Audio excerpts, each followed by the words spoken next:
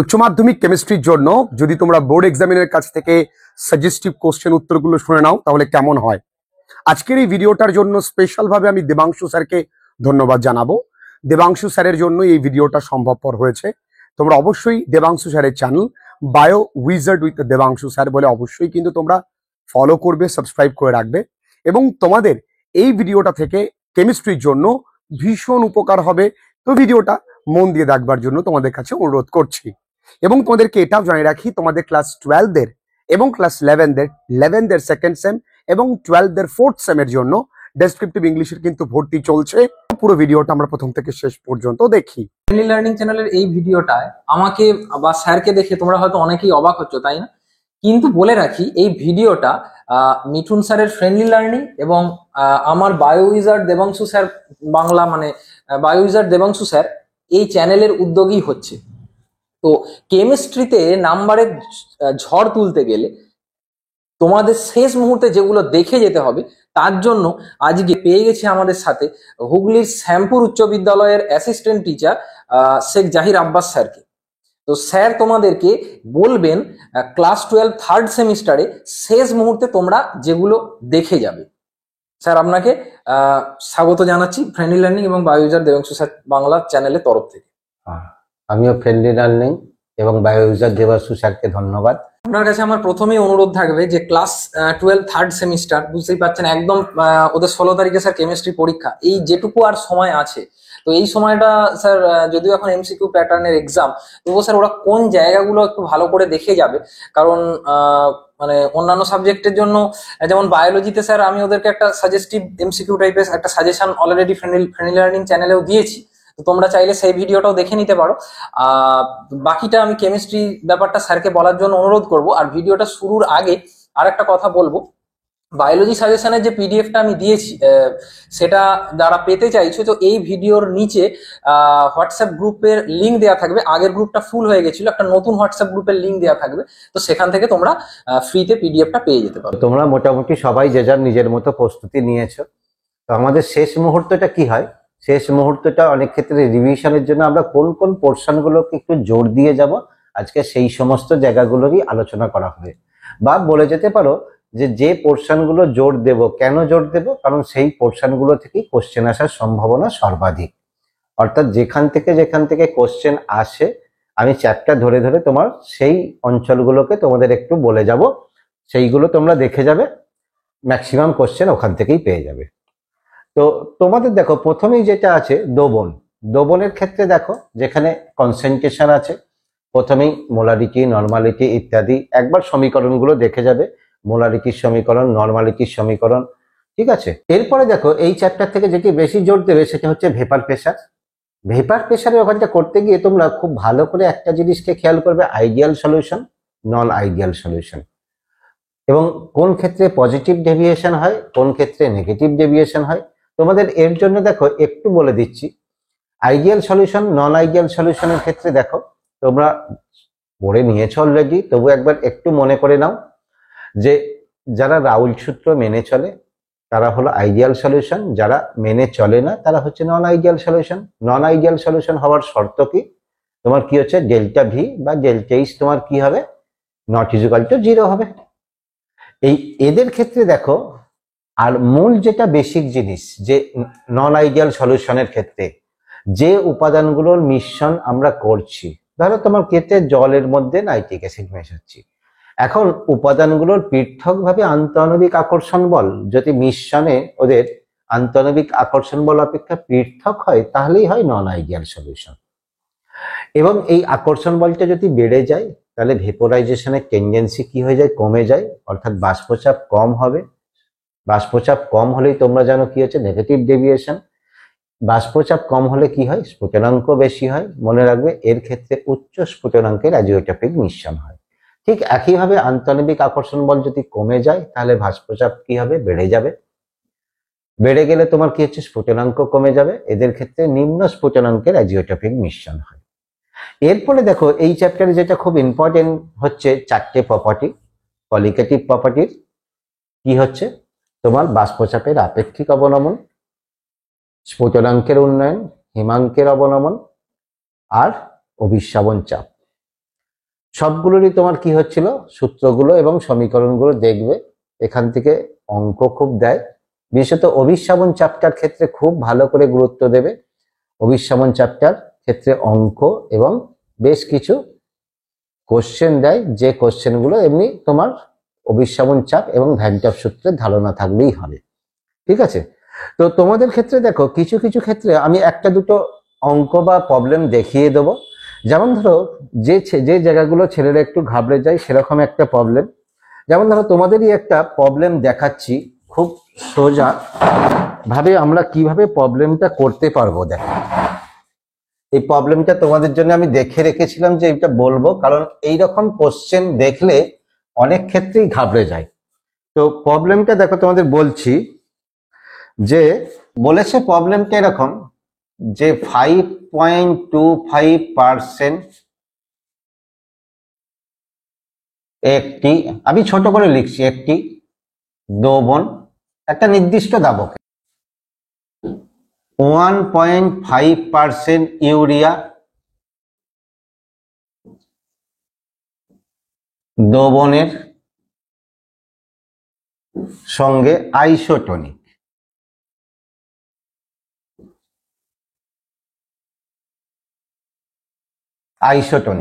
ঠিক আছে। তাহলে এই যে দ্রবণ আছে এর মধ্যে যে দাবও আছে, এই দাবের আণবিক ভর এম কত হবে।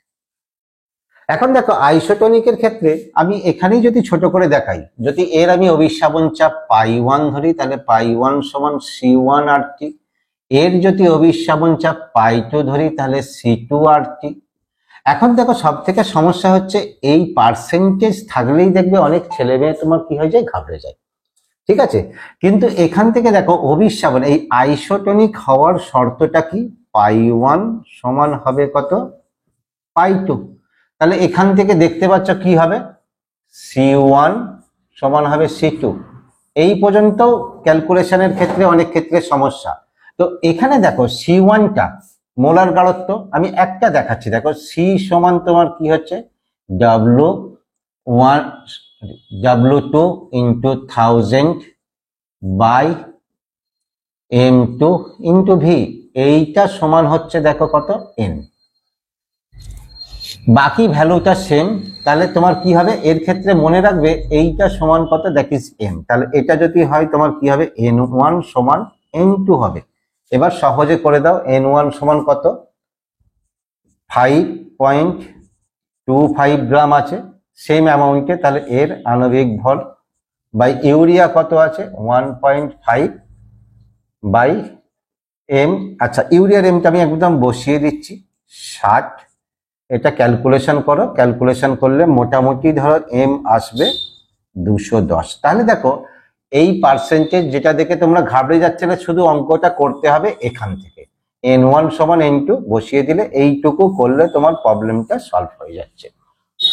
ঠিক আছে, এত কিছু অত ভাবার দরকার নেই। আরেকটা তোমার খেয়াল রাখতে হবে, এই চ্যাপ্টার থেকেই আরেকটা প্রবলেম খুব দেয়, যেটা হচ্ছে তোমার কার ক্ষেত্রে তোমার স্ফুটনাঙ্কের উন্নয়ন বা হিমাঙ্কের অবনমন হচ্ছে বেশি বা কম। ঠিক আছে, যেমন দেখো আমি একটা উদাহরণ দিচ্ছি, কতগুলো সলিউশন দিচ্ছি। ধরো তোমাকে দিয়ে দিল 0.1 মোলার ইউরিয়া, 0.1 মোলার NaCl। আচ্ছা এটা আমি 0.2 দিচ্ছি, কেন বলছি 0.2, 0.1 molar Na2SO4, 0.1 molar Al2SO4 whole 3। ঠিক আছে, তাহলে এর ক্ষেত্রে দেখো সহজেই যে একটা গোলমাল করে ফেলবে, এটার ক্ষেত্রে মোলার গাঢ়ত্ব বেশি, তাহলে এর ক্ষেত্রেই দেবে। তো এখানে দেখো তোমরা মনে রাখবে এর ক্ষেত্রে এটা বিয়োজিত হয়ে কতগুলো আয়ন উৎপন্ন হয়। ইউরিয়া দেখো বিয়োজিত হয়ে কোনো আয়ন উৎপন্ন হয় না। NaCl বিয়োজিত হয়ে কি হয়, Na প্লাস Cl মাইনাস, তাহলে এখানে আয়ন সমান 2। এ বিয়োজিত হয়ে কি হয় দেখো 2Na plus plus SO4 2 minus, তাহলে এখানে N সমান কত, 2 আর 1 3। এটার বিয়োজনটা দেখো Al2SO4 2Al3 plus plus 3SO4 2 minus, তাহলে এখানে দেখো n সমান কত হচ্ছে, n সমান হচ্ছে 2 প্লাস 3 সমান 5। ঠিক আছে, তো এক্ষেত্রে সব থেকে যেটা সহজ হচ্ছে, দেখো এক্ষেত্রে তোমরা করবে কি, এই C/n যার বেশি হবে তার কলিগেটিভ প্রপার্টি বেশি হবে। তাহলে এর ক্ষেত্রে দেখো গাঢ়ত্ব বেশি থাকলেও 0.2 ইন্টু 2 কত হচ্ছে 0.4। এর ক্ষেত্রে দেখো 0.1 ইন্টু 3 সমান 0.3। এর ক্ষেত্রে কি হচ্ছে দেখো 0.1 ইন্টু 5 সমান কত হচ্ছে 0.5। তাহলে এটা হচ্ছে সব থেকে বেশি। আর ইউরিয়া তো আয়নিত হয় না, ফলে ইউরিয়া নিয়ে কিছু বললাম না। তাহলে গাঢ়ত্ব বেশি দিলেও যেন কখনোই ভেবে নেবে না তার ক্ষেত্রেই কলিগেটিভ প্রপার্টির মানগুলো তোমার কি হবে, বেশি হবে। ঠিক আছে, তাহলে এইটা গেল তোমার কি হচ্ছিল, কিছু হিন্টস এবং কিছু তোমাদের সলিউশন করার ট্রিক্স। এরপরে দেখো তোমাদের যেটা আছে P block element. P block এলিমেন্টটা খুব ভালো করে করতে হবে, বেশ কিছু জায়গা, তবে অনেক বড় দেয়া আছে তোমাদের বইতে, যদি সব করতে যাও হবে না। তাহলে প্রথম দেখো আমি এক একটা গ্রুপ ধরে ধরে বলছি। প্রথম আছে গ্রুপ 15। গ্রুপ 15 এর ক্ষেত্রে এদের যে তোমার কি হচ্ছিল ব্যতিক্রমী ধর্মগুলো আছে সেইগুলোতে বেশি জোর দেবে। গ্রুপ 15 একটা জিনিস মনে রাখবে যে গ্রুপ 15, 16, 17 এই তিনটেতেই তোমার ব্যতিক্রমী ধর্ম দেখা যায় কি কি ক্ষেত্রে, তোমার ইলেকট্রন গ্রহণ এনথালপির ক্ষেত্রে। এদের সবার ক্ষেত্রে তোমরা জানো পিরিয়ডের উপর থেকে নিচে নামলে ইলেকট্রন গ্রহণ এনথালপির মান কমে, কিন্তু দ্বিতীয় আর তৃতীয় পিরিয়ডের ক্ষেত্রে এই দুটোর ব্যতিক্রম দেখা যায়। যেমন ধরো ইলেকট্রন গ্রহণ এনথালপি তোমার কি হচ্ছে, গ্রুপ 15 এর ক্ষেত্রে তোমার নাইট্রোজেনের বেশি হওয়া উচিত ছিল, কিন্তু নাইট্রোজেন কম হবে কার, ফসফরাসের থেকে। একইভাবে তোমার অক্সিজেন কম হবে সালফারের থেকে। একইভাবে তোমার কি হচ্ছে ফ্লোরিন কম হবে ক্লোরিনের থেকে। ঠিক আছে, এই ব্যতিক্রমটা। আর এদের মধ্যে অর্থাৎ আচ্ছা এবার দিয়ে দিই, এদের মধ্যে নাইট্রোজেন আর অক্সিজেন এটা তোমার কি হয়ে যায়, আয়নাইজেশন এনথালপিরও ব্যতিক্রম দেখা যায়। নর্মাল ভাবে আয়নাইজেশন এনথালপির যে ট্রেনটা কি হচ্ছে, পিরিয়ডিক টেবিলের বাম দিক থেকে যত ডান দিকে যাব বাড়তে থাকে, কিন্তু সেই অনুযায়ী অক্সিজেনের বেশি হওয়া উচিত ছিল, কিন্তু কি হচ্ছে তোমার ইলেকট্রন বিন্যাসের জন্য নাইট্রোজেনের বেশি হয় অক্সিজেনের তুলনায়। এই দুটো গেল দেখো ভৌত ধর্মের ক্ষেত্রে এই দুটো জায়গা দেখবে, অর্থাৎ কোনটা দেখবে, ইলেকট্রন গ্রহণ এনথালপি আর আয়নাইজেশন এনথালপি। গ্রুপ 15 এর ক্ষেত্রে আরেকটা যেটা দেখো মোস্টলি ইম্পর্টেন্ট হচ্ছে, সেটা হচ্ছে তোমার কি, এদের ক্ষেত্রে হাইড্রাইড। গ্রুপ 15 এর যে হাইড্রাইড গুলো আছে, অর্থাৎ যে হাইড্রাইড গুলো হয়, দেখো আমি একটা দুটো উদাহরণ দিয়ে এমনি দেখাচ্ছি। এই হাইড্রাইড গুলোর ক্ষেত্রে বেশ কিছু ধর্ম আছে, যে ধর্মগুলো তোমাদের ক্ষেত্রে খুব ভালো করে করতে হবে, এবং শুধু এদের হাইড্রাইড নয়, এই বি ব্লকে সবার হাইড্রাইড গুলোকে, যেমন ধরো অ্যামোনিয়া, ফসফিন, ঠিক আছে, ইত্যাদি। এই হাইড্রাইড গুলির ক্ষেত্রে তোমার কি হচ্ছে, এদের ক্ষেত্রে স্ফুটনাঙ্কের ক্রম, বিজারণ ধর্মের ক্রম, স্ফুটনাঙ্ক উপর থেকে যত নিচে যাবো আণবিক ওজন বাড়লে বাড়ে। এর ক্ষেত্রে হাইড্রোজেন বন্ধন হবে, ফলে স্ফুটনাঙ্ক সবার বেশি হবে। উপর থেকে যত নিচে নামবো হাইড্রাইড গুলির ক্ষেত্রে বন্ধন দৈর্ঘ্য বৃদ্ধি পায়, তাপ স্থায়িত্ব ফলে হ্রাস পায়, বিজারণ ধর্ম বৃদ্ধি পায়। আরেকটা এখান থেকে খুব ভালো করে করবে, যেটা হচ্ছে হ্যালাইড গুলোর হাইড্রোলিসিস। যেমন ধরো এর ক্ষেত্রে তোমার NCl3 এ হাইড্রোলিসিস হয়ে কি হচ্ছে, একইভাবে PCl3 এ হাইড্রোলিসিস হয়ে কি হচ্ছে, দুটো দেখবে ডিফারেন্ট প্রোডাক্ট। কারণ কি হচ্ছে, নাইট্রোজেনের খালি ডি কক্ষ নাই, ফসফরাসের খালি ডি কক্ষ আছে। এই কারণে এ লোন পেয়ার ফসফরাসের খালি ডি কক্ষে দান করে তোমার কি করতে পারবে, H3PO3। কিন্তু এখানে সেটা সম্ভব নয় বলে এখানে কি হবে, অ্যামোনিয়া আর HOCl। ঠিক আছে, ঠিক একইভাবে মনে রাখবে তোমার কি ছিল NF3 কারো খালি ডি নাই বলে হাইড্রোলিসিস হয় না। আরেকটা যেটা আছে এদের ক্ষেত্রে ইনার্ট পেয়ার এফেক্টটাকে খেয়াল রাখবে। ইনার্ট পেয়ার এফেক্টের জন্য এদের ক্ষেত্রে তোমার কি ছিল, এদের যে গ্রুপের যে জারণ অবস্থা, সেই জারণ অবস্থা কি হয়, উপর থেকে নিচে যত হ্রাস পায়, ঠিক একইভাবে ইনার্ট পেয়ার এফেক্টের ক্ষেত্রে, যেমন গ্রুপ 15 ক্ষেত্রে ইনার্ট পেয়ার এফেক্টের জন্য জারণ অবস্থা কত হয়, 3 জারণ অবস্থা কি হবে, বৃদ্ধি পাবে। আচ্ছা, এই গেল তোমার গ্রুপ 50। গ্রুপ 16 সাধারণ প্রপার্টি গুলো একই রকম। এছাড়া গ্রুপ 16 ক্ষেত্রে আরেকটা জায়গাকে একটু ভালো করে দেখবে, ফিজিক্যাল প্রপার্টি বা এই স্বাভাবিক কেমিক্যাল প্রপার্টি ছাড়া, হাইড্রাইড ছাড়া যেটা দেখবে সেটা হচ্ছে সালফুরিক অ্যাসিডের স্ট্রাকচার গুলোকে, এই সালফুরিক অ্যাসিড বলছি, সালফারের বিভিন্ন অক্সি অ্যাসিডের স্ট্রাকচার গুলোকে দেখবে। ঠিক আছে। আর গ্রুপ 17 ক্ষেত্রে দেখো একই রকম ফিজিক্যাল প্রপার্টি দেখবে, এই হাইড্রাইড হ্যালাইড গুলোকে দেখবে। আর কি দেখবে, আর যেটা দেখবে হচ্ছে তোমার এর ক্ষেত্রে, অর্থাৎ এদের অক্সি অ্যাসিড, অর্থাৎ ক্লোরিনের যে অক্সি অ্যাসিড গুলো, সেই অক্সি অ্যাসিড গুলোর ক্ষেত্রে তোমার কি ছিল, তাদের অ্যাসিড স্টেট। নর্মাল ভাবে শুধু খেয়াল রাখবে, এদের অক্সি অ্যাসিডে অক্সিজেন পরমাণুর সংখ্যা যত বাড়বে, কেন্দ্রীয় পরমাণু হ্যালোজেনের জারণ অবস্থা বাড়বে, এদের ক্ষেত্রে আম্লিক ধর্ম তত বাড়বে। ঠিক আছে। এই গেল তোমার কি হচ্ছিল, গ্রুপ পি বা পি ব্লক এলিমেন্ট। এরপরে স্যারকে আমি একবার থামাচ্ছি, এই প্রসঙ্গে একবার একটা কথা খালি বলে রাখি যে কেমিস্ট্রির যে স্যার সাজেশন দিচ্ছেন, এই কেমিস্ট্রির কিছু ইম্পর্টেন্ট পিডিএফ এবং বায়োলজির যে সাজেশনের যে ফ্রি পিডিএফটা তোমরা পেতে গেলে এই ভিডিও ডেসক্রিপশনে থাকা হোয়াটসঅ্যাপ গ্রুপে জয়েন করবে, সেখানে তোমরা পিডিএফটা পেয়ে যাবে। এবং এর পাশাপাশি যখন বায়োলজি এক্সামের আগে আরো বিভিন্ন বেশ কিছু আমি এমসিকিউ প্র্যাকটিস করাবো, তার জন্য বায়ো উইজার্ড দেবাংশু স্যার চ্যানেলে চোখ রাখবে। আমার চ্যানেলের লিঙ্কটাও তোমরা এই ভিডিওর ডেসক্রিপশনে পেয়ে যাবে। Sir please. এরপরে দেখো অ্যালকিল হ্যালাইড। অ্যালকিল হ্যালাইডের ক্ষেত্রে যেটা হচ্ছে, দেখো কয়েকটা জায়গাকে একটু জোর দেবে, কয়েকটা রিয়াকশনকে একটু জোর দেবে। যেমন তোমার ক্ষেত্রে কি হচ্ছে, SN1 SN2 এদের রিয়াকশনের ক্রম কি হয়, এটা খুব দেয় SN1 SN2 তুলনা। তোমরা জানো SN1 এর ক্ষেত্রে রেট কি হয়, 1 ডিগ্রির থেকে 2 ডিগ্রি বেশি, 2 ডিগ্রির থেকে 3 ডিগ্রি বেশি। এরপরে অ্যালাইল ফিনাইল তো আছে, অ্যালাইল ফিনাইল হলে সেগুলো বেশি হবেই। আর SN2 এর ক্ষেত্রে কি হয়, ঠিক উল্টো কমটা, 1 ডিগ্রি সব থেকে বেশি, অর্থাৎ স্টেরিক এফেক্টের উপর নির্ভর করে, তারপরে 2 ডিগ্রি, তারপরে 3 ডিগ্রি হচ্ছে তোমার কি হচ্ছে, আরো কম। অ্যালকিল হ্যালাইডের ক্ষেত্রে তোমাদের ক্ষেত্রে এর কতগুলো দেখবে ভালো জায়গা আছে, যে জায়গাগুলোর ক্ষেত্রে তোমার দেখবে, যেমন এলিমিনেশন রিয়াকশনের ক্ষেত্রে, এলিমিনেশন রিয়াকশনের সেটজেপ প্রোডাক্ট, হবম্যান প্রোডাক্ট, এই দুটোকে দেখে যাবে। আর হ্যালাইডের ক্ষেত্রে AgCN কতগুলো তোমার যে রিয়াকশন গুলো আছে, যে জায়গাগুলো ছেলেদের কন্ট্রাডিকশন হয়, যেমন তোমার ক্ষেত্রে এর ক্ষেত্রে বিক্রিয়া, ধরো NaCN AgCN, ঠিক একইভাবে NaNO2 আর AgNO2 এদের সঙ্গে বিক্রিয়াগুলোকে একবার ভালো করে একটু দেখে যাবে। ঠিক আছে।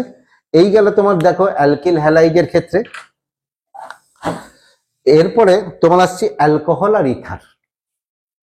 অ্যালকোহল আর ইথার এই জায়গাটা থেকে দেখে প্রচুর কোশ্চেন আসে, অ্যালকোহল ইথার থেকে বেশ ভালো কোশ্চেন আসে, এবং তোমাদের দেখবে এর মধ্যে মার্কস আছে হচ্ছে 5 মার্কস, অর্থাৎ 5টা এমসিকিউ পাবে। 5টা এমসিকিউ এর মধ্যে দেখো প্রথমেই এর ভৌত ধর্মের ক্ষেত্রে অ্যালকোহলের প্রস্তুতিগুলোকে টুকটাক দেখবে।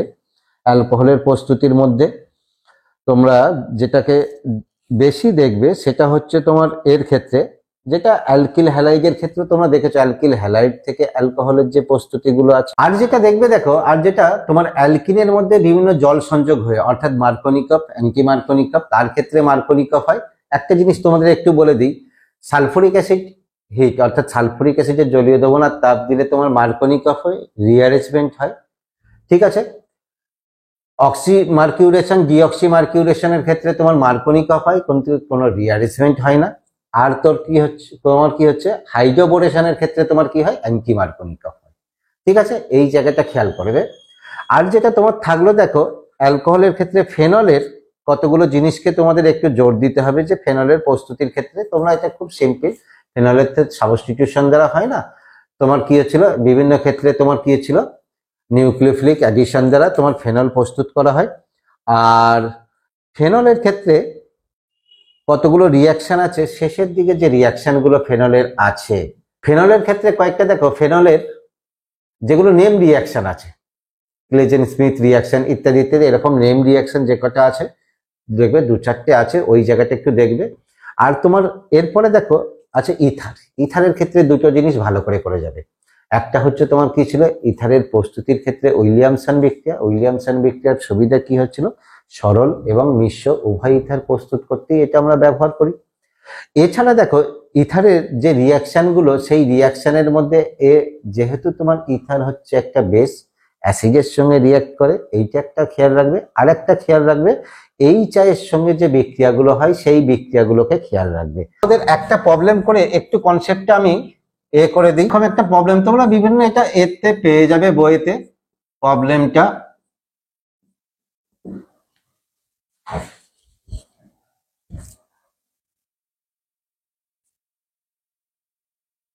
এর মধ্যে যদি HI দেওয়া হয় তাহলে কি হবে, তোমরা এমনি ভাবে নর্মাল ভাবে জানো। দেখো নর্মাল যদি কোনো তোমাদের ইথার নেওয়া হয় তাহলে এর মধ্যে HI দিলে তোমরা এটা জেনে এসছো আয়োডিন কি হয়, প্রথমে হচ্ছে এর কোনো একটা দিকের বন্ধন ভাঙবে।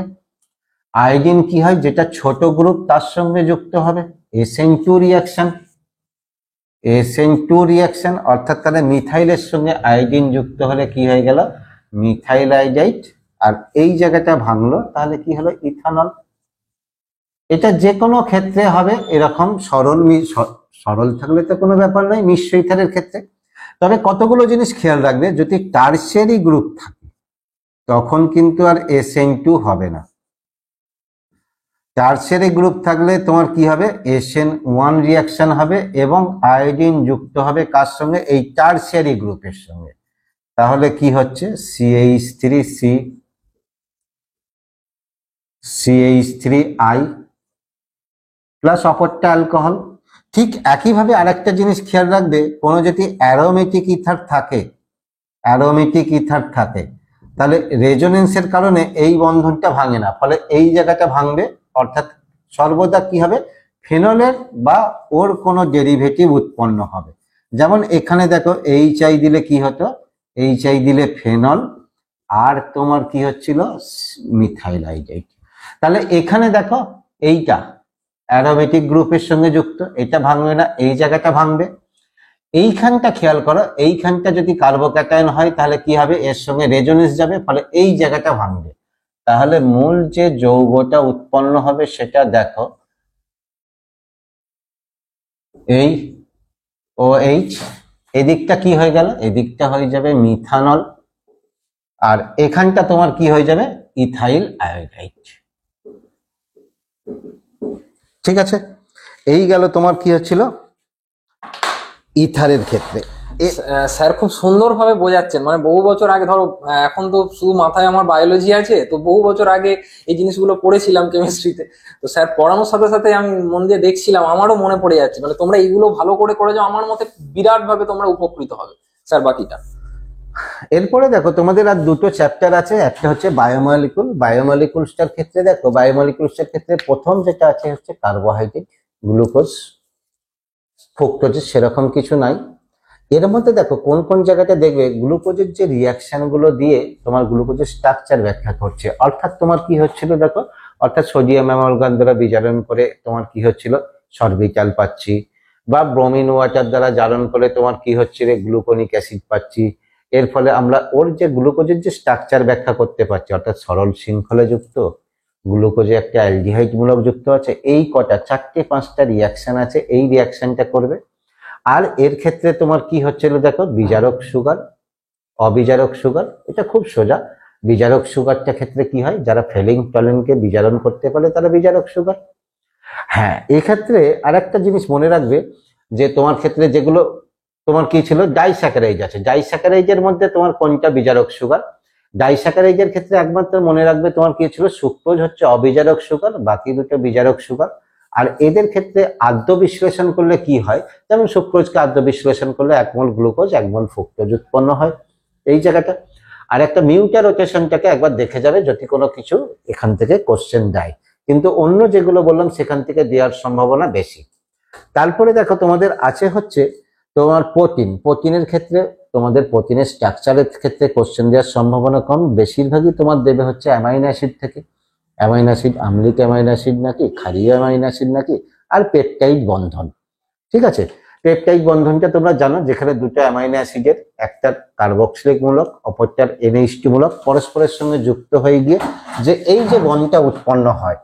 ঠিক আছে, আমি তোমাদের বলার সঙ্গে সঙ্গে একটু বলে দিচ্ছি, কারণ তোমাদের ক্ষেত্রে কি হবে ব্যাপারটা মনে পড়ে যাবে। এই কারণে এই যে একটা কার্বক্সিলিক অ্যাসিড আর অপরটার NH2, এর ক্ষেত্রে এখান থেকে একটা হাইড্রোজেনকে আমি ভেঙে দিলাম, দেখো NH2 ছিল 1 করে দিলাম, এইটা জল হয়ে বেরিয়ে যায়, এরা পরস্পরের সঙ্গে যুক্ত হয়ে যায়। তাহলে এই যে বন্ধনটা হচ্ছে দ্যাট ইজ দ্য পেপটাইড বন্ধন। ঠিক আছে, পেপটাইড বন্ধন। এছাড়া দেখো এখান থেকে তোমাদের নিউক্লিক অ্যাসিড আছে, নিউক্লিক অ্যাসিডের দুটো DNA RNA, নিউক্লিক অ্যাসিডের গঠনগত এককটা দেখে নেবে। ওরা স্যার এটা তো 11 কিছুটা পড়েওছে বায়োলজিতে, ও, ডিএনআরএনএ। তাহলে তো অনেক সুবিধা হলো।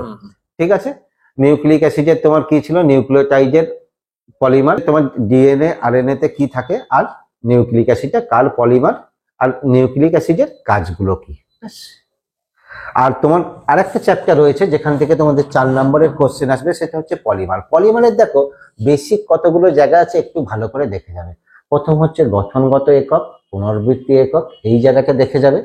আচ্ছা, আর কতগুলো পলিমারের মনোমারকে দেখে যাবে। যেমন ধরো আমি বলে যাচ্ছি, তোমার কি হচ্ছিল, পলিইথিলিন তো সবাই জানো, পলিইথিলিন এর ক্ষেত্রে একটা জিনিস বলবে, এই যে নিম্ন ঘনত্বের পলিথিন আর উচ্চ ঘনত্বের পলিথিন, এটির যে পারস্পরিক তুলনামূলক প্রপার্টি আছে, অর্থাৎ নিম্ন ঘনত্ব হলে তোমার কি হচ্ছে, তার ক্ষেত্রে তোমার কি হচ্ছিল, শাখা শৃঙ্খল যুক্ত হবে, শাখা শৃঙ্খল যুক্ত হলে টারসিয়ারি কার্বন বেশি থাকবে। ঠিক আছে, ফলে সেই হাইড্রোজেনের সক্রিয়তা তোমার কি হবে, বেশি হবে। আর উচ্চ ঘনত্ব হলে তোমার কি হবে, সরল শৃঙ্খল হবে, সক্রিয়তা কম হবে। এছাড়া তোমরা এর ক্ষেত্রে দেখো আর যেগুলো করবে, লাইলন 6,6 এর মনোমার, পলিথিন টেরিথেলেটের মনোমার, ঠিক আছে, বাকেলাইটের মনোমার, আর প্রাকৃতিক রাবারের মনোমার এবং ভলকানাইজেশন, এই জায়গাটাকে একটু দেখে যাবে, তাহলে এখান থেকে মোটামুটি সব কোশ্চেন গুলো পেয়ে যাবে।